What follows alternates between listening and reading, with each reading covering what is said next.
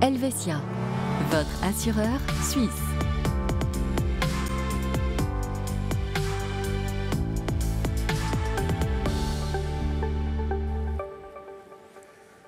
Bonsoir à tous, bienvenue dans ce nouveau numéro de Conseil d'experts. On évoque des cas de plus en plus fréquents, malheureusement, les cas liés à la cybersécurité. On y est confronté quasi quotidiennement. Aujourd'hui, on en parle avec notre expert Xavier Pointeau. Bonsoir Xavier. Bonsoir Nasrat. Alors, en cette fin d'année, on arrive bientôt aux fameuses promotions, Noël bien sûr, mais aussi le Black Friday et le Cyber Monday, ça c'est en novembre.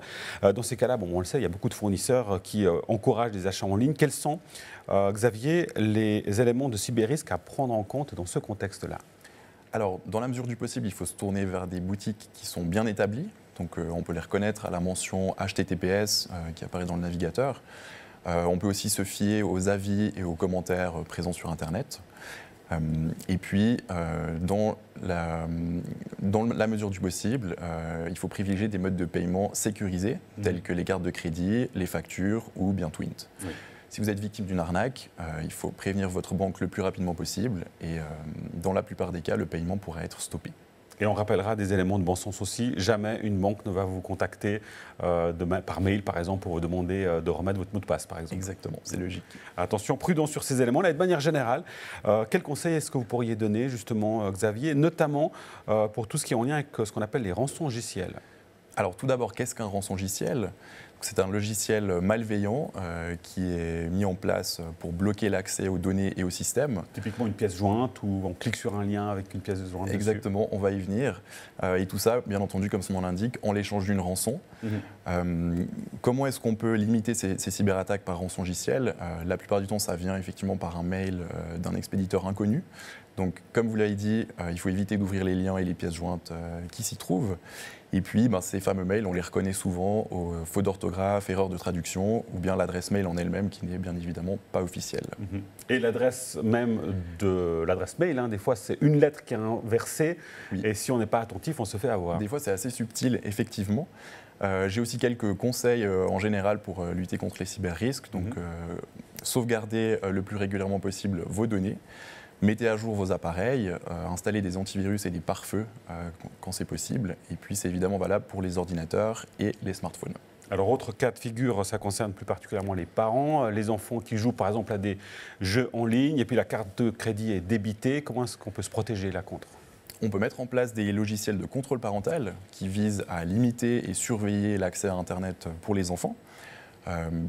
Il est conseillé d'installer des mots de passe forts sur tous vos appareils et puis on peut leur créer des comptes à autorisation limitée.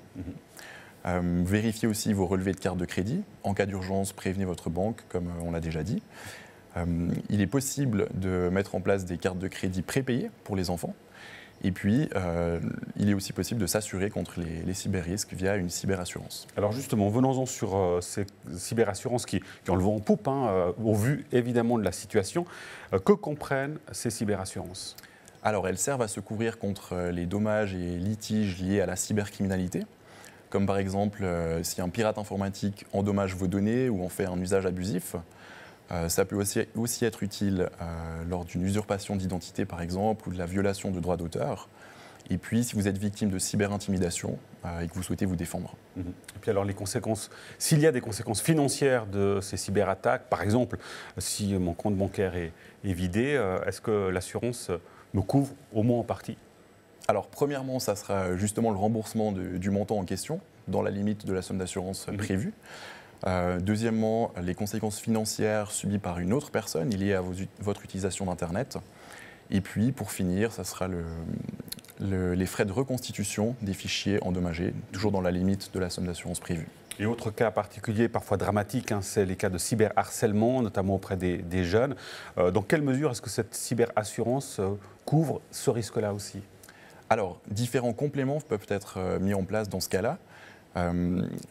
La cyberassurance vous protège en cas de cyberharcèlement si, par exemple, des données portant atteinte à votre personnalité doivent être modifiées ou supprimées.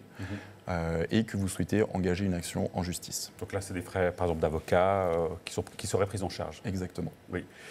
Enfin, pour terminer, Xavier, un mot sur une association qu'il est important de souligner dans ce genre de cas. Oui, j'en profite pour adresser un message de soutien à l'association Morane, qui lutte contre le cyberharcèlement et le harcèlement en général.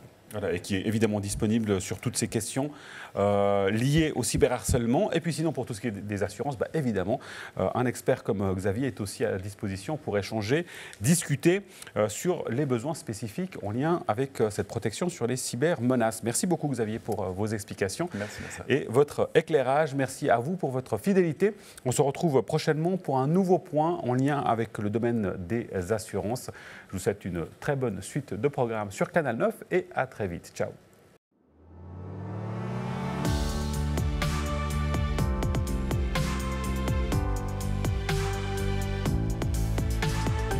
Helvetia, votre assureur suisse.